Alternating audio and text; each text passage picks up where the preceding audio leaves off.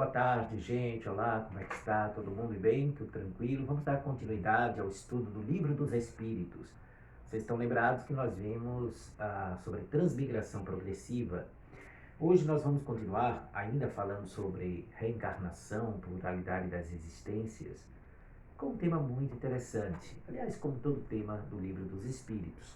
Hoje é sorte das crianças depois da morte. Quantos pais, mães, quantas pessoas não se indagam o que é que acontece com a alma de uma criança? Né? Uma criatura que viveu pouco tempo aqui na Terra, às vezes um mês, 2 anos, um ano.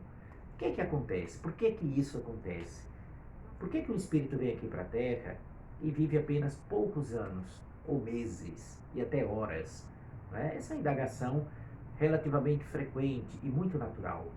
Porque tem implicações até de natureza filosófica para compreender o sentido da vida, o objetivo da existência.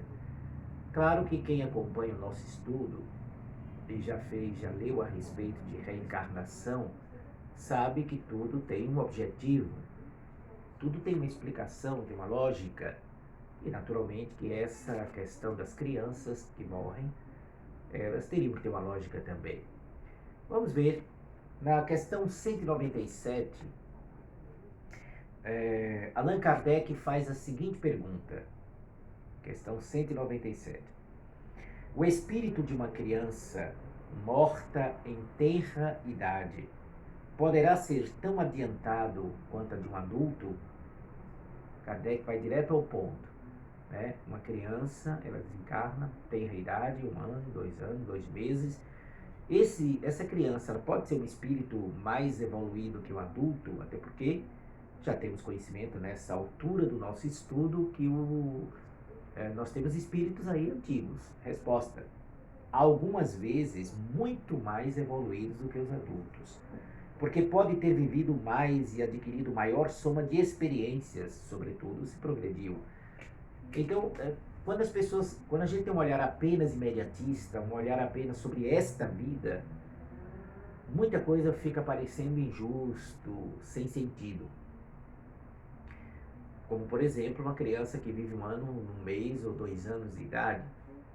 E às vezes nós temos ali apenas um espírito muito evoluído que vem com uma finalidade. Mas qual seria essa finalidade ou mais de uma finalidade? Kardec desdobrou isso a questão 197A. Ele perguntou o seguinte: então o espírito de uma criança pode ser mais adiantado do que a do seu pai? Resposta: olha que resposta. Isso é muito frequente. Não o vedes vós mesmos tantas vezes na Terra? Isso foi dada essa resposta no meados do século XIX.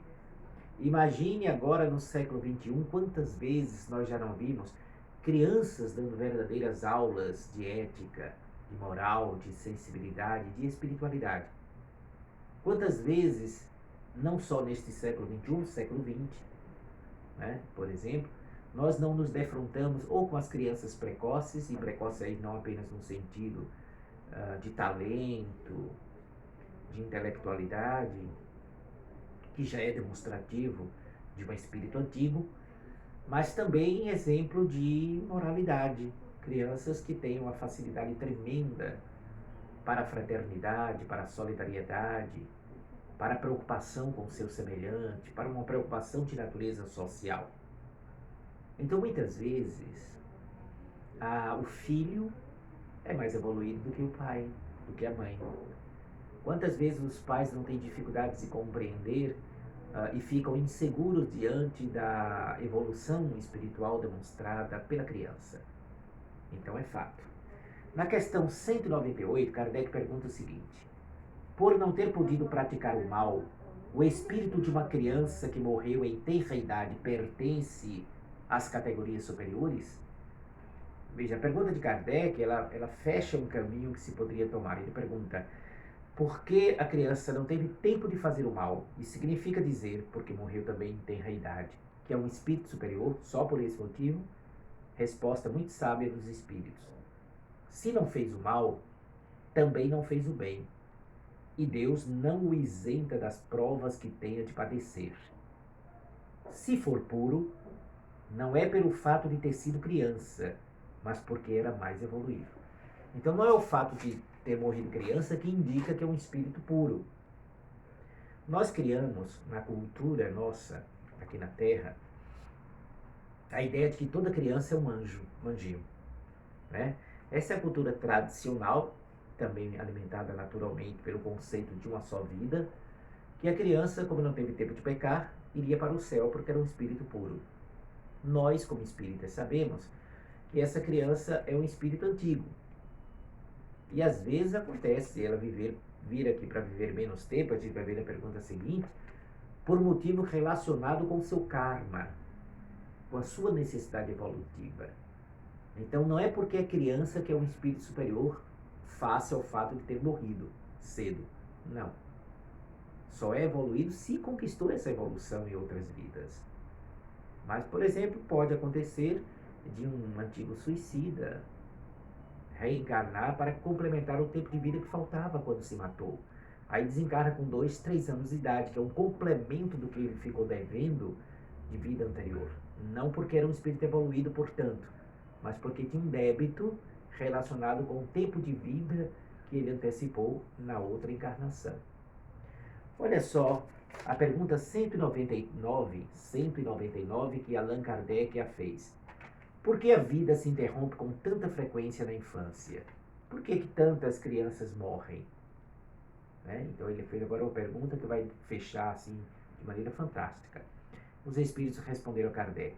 A duração da vida da criança pode representar para o espírito que nela está encarnado o complemento de uma existência interrompida antes do término devido, e sua morte quase sempre constitui provação ou expiação para os pais.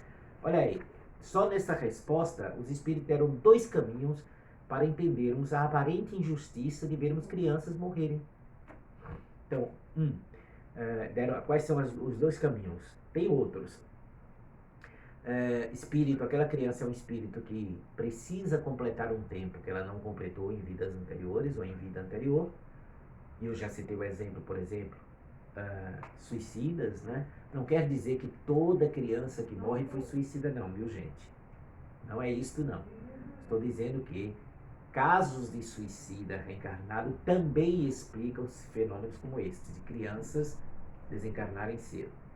Outro caminho é que muitas vezes o espírito que vem para a Terra não tem nenhum comprometimento kármico dessa natureza, porém, aceitar uma tarefa de serem instrumentos para provar ou ser causa um instrumento de expiação para os pais. Pais que talvez no passado não souberam valorizar o amor de um filho, de uma família.